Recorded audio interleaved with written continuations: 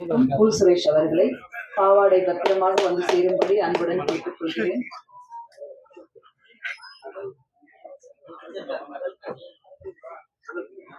சொல்லிட்டேன், பாவாடை எல்லாம் பத்திரமா பார்த்து வாங்க.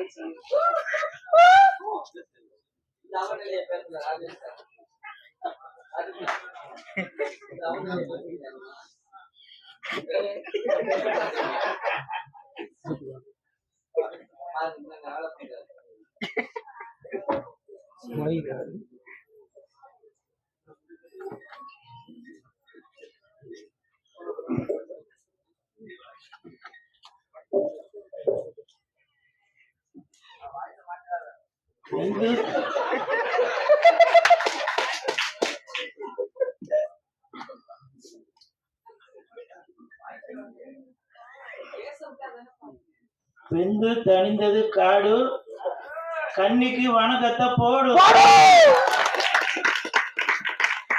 போடு போடு. எதுக்கு நான் இதெல்லாம் பண்ணி அப்புறம் இவங்க திட்டுறதுக்காக வேணாப்பா. மேடையில் வந்திருக்கும் அனைவருக்கும் வணக்கம். குறிப்பாக ராஜன் சார், பேரரசர், இயக்குனர், தயாரிப்பாளர் அனைவருக்கும் வணக்கம். பத்திரிகை நண்பர்கள், ஊடக நண்பர்கள், இணையதள நண்பர்கள் அனைவருக்கும் வணக்கம். கன்னி இந்த படத்தோட ப்ரெஸ் மீட்டுக்கு தான் வந்திருக்கேன்.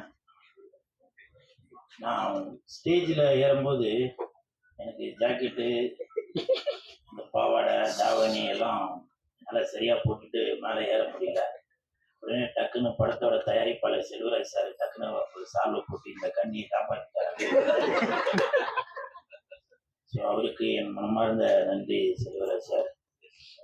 அது மட்டும் இல்லை, நான் அவங்க பக்கத்தில் இருக்கும்போது என் பக்கத்தில் தாராவா அவங்களோட சொன்னாங்க, எங்களை எல்லாரையும் நல்லா தனித்தன்மையோட பார்த்துக்கிட்டாரு ப்ரொடியூசர் அப்படின்னு சொல்லி.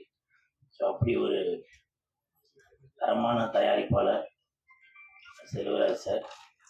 அதே மாதிரி படத்தை பற்றி பேசினாங்க இயக்குனர் சார். இயக்குனர் அவர்கள் சொல்லும்போது அவர் அறியாமலே ரொம்ப ஒரு எமோஷ்னலானாரு. உங்களுக்கும் என் மனமார்ந்த வாழ்த்துக்கள் நன்றி சார். ஏன்னா ஒரு ஒரு ஒரு படம் தயாரிக்கும் போது அதில் அவ்வளோ கஷ்டங்கள் இருக்கும். அதே மாதிரி இயக்குநர்களுக்கும் அவ்வளோ கஷ்டங்கள் இருக்கும்.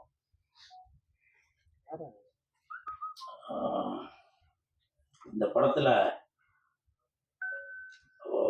ஏதோ ஒரு 4 குத்துப்பாட்டு, ஒரு லவ் சீனு, ஒரு 2 ஃபைட்டு அப்படின்னு வச்சு பண்ணிட்டு போகாமல் ஒரு மக்களுக்கு ஒரு மெசேஜ் சொல்லணும்.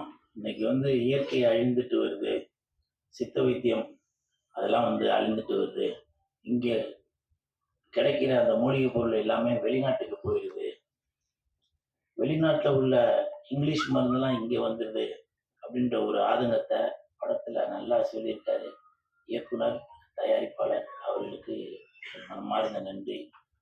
பொதுவாகவே சொல்லுவாங்க, கன்னி அப்படின்னாலே அதுக்கு ஒரு ஸ்பெஷல் உண்டு. சரி, எதை நான் சொல்லுவேன் அப்புறம் திட்டுவீங்க, அது வேணாம்.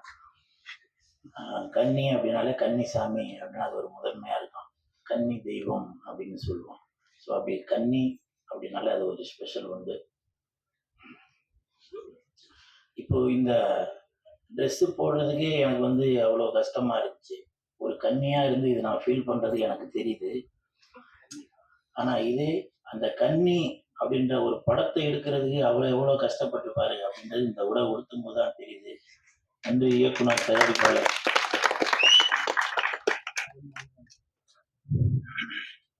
நான் நிறையா பேச வேணாம்னு நினைக்கிறேன். ஏன்னா இந்த கெட்டப்பு கன்னின்னு எல்லாருக்கும் தெரிஞ்சிருக்கும்ல. ஏன்னா இப்போ பேரரசு சார் சொல்லும்போது சொன்னாங்க, மிக்க நன்றி பேரரசு சார். இப்போ உங்களை மாதிரி உள்ளவங்க இந்த மேடையில் என் பேரை பயன்படுத்துறது இது எனக்கு ஒரு பெரிய, இந்த படத்தில் நான் நடிக்காட்டியும் நான் நடித்ததுக்கு சமம்.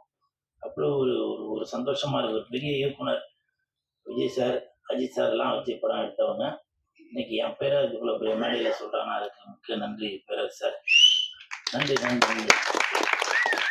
ஏன்னா பெரியவங்க வாழ்த்து இருந்தால் தான் அடுத்த கட்டத்துக்கு நம்ம போக முடியும். ஸோ இந்த கன்னி டீமுக்கு என் மனமார்ந்த வாழ்த்துக்கள்.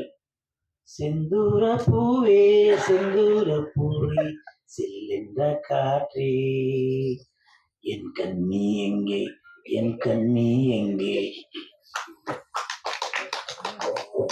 மறந்துட்டம்பா நீ கொஞ்சம் பாராயோ செந்தூர பூவே. சில பேர் நினைப்பீங்க இவன் என்னடா ஏதோ ஒரு பொங்கலித்தனமா ஏதோ பண்ணிட்டு இருக்காருன்னு. நான் அந்த ட்ரெஸ் போடுறதெல்லாம் அவனும் விரும்பிலாம் அவனும் போடலங்க. நான் இதை போட்டுட்டு நான் வீட்டுக்கு போனாங்க பொண்டாடி பசங்களா என்னை வந்து டாடி சூப்பர் அப்படின்னு சொல்லி வாழ்த்தவங்க நினைக்கிறீங்களா? இது அவ்வளோ கஷ்டம் புரியுங்களா? ரொம்ப ஆனால் இதை நான் இந்த ட்ரெஸ் போடும்போது நான் ஒரு சந்தோஷமாக தான் போடுறேன், ஒரு பெருமையாக தான் நினச்சி போடுறேன். ஏன்னா இந்த படத்தில் எவ்வளோ பேர் நடிச்சிருக்காங்க, ஹீரோயின்லாம் நடிச்சிருக்காங்க வரல. இப்போ பேர சார் சொன்னாங்க ஹீரோயின் வராதால கூல் சுரேஷ் வந்திருக்காரு போல அப்படின்னு. அது வந்து எனக்கு வந்து ஒரு பெருமை தான் அது. அதனால இந்த இந்த ட்ரெஸ் வந்து மூணாவது மனுஷங்களுக்கு இது வந்து ஒரு கேலி பொருளாக தெரிஞ்சாலும் இந்த படத்துல நான் நடிக்காட்டியும் என்னுடைய இந்த சினிமா என்னால ஒரு ஏதோ ஒன்று சினிமாவில் பெருசாக ஜொலிக்க முடியாட்டியும் ஏதோ ஒரு விதத்துல மக்களை வந்து ஒரு மகிழ்வித்துட்டு இருக்கணும். இது ரொம்ப எமோஷனலாக வேணும், ரொம்ப மகிழ்வித்துட்டு இருக்கணும் அப்படின்ற ஒரு ஒரு எண்ணத்துல தான் நான் இப்படிலாம் இருக்கிறது.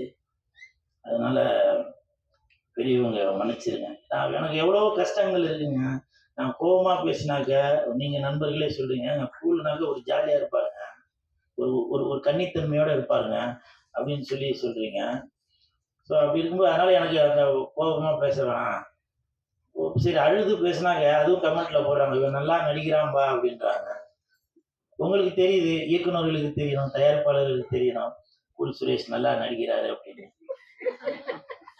இந்த நேரத்துல பேரரசாருக்கு ஒரு ஒரு மிகப்பெரிய ஒரு வேண்டுகோளா தெரியுது, சீக்கிரம் படம் டைரக்ஷன் பண்ணுங்க சார்.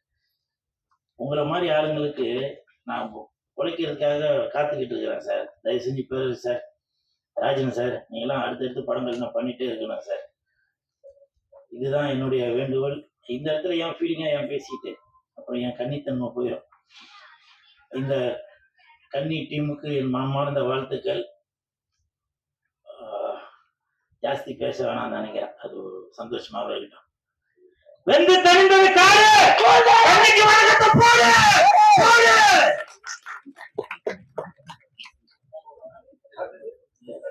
இவ்வளவு நேரம் நல்லா தானே பேசிட்டு இருந்தீங்க, என்னாச்சு? இப்போது கன்னி படத்துடைய டீசர் லான்ச். திரு இயக்குனர் அஸ்வினி கொஞ்சம் மேல வாங்க. தயாரிப்பாளர் திரு கி.